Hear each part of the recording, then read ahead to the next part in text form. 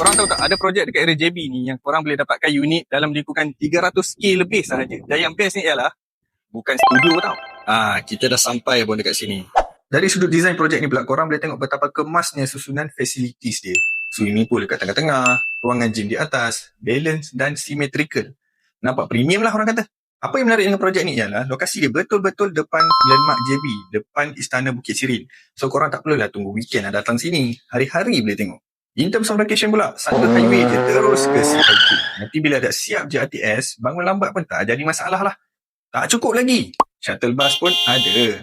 So petang-petang kalau nak jogging dekat Dataran pun dekat je. Akan ada pusat rekreasi baru yang tengah dibina dekat sini. Hospital pula, sini je. Begitu strategiknya dengan B ni sebenarnya. Projek ini didatangkan dengan partially furnished. So tak perlulah susah-susah nak fikir pasal perabot awal-awal nak masuk rumah hanti. Touch up sikit je, dah cukup. Pernah dengar tak pasal unit dual key?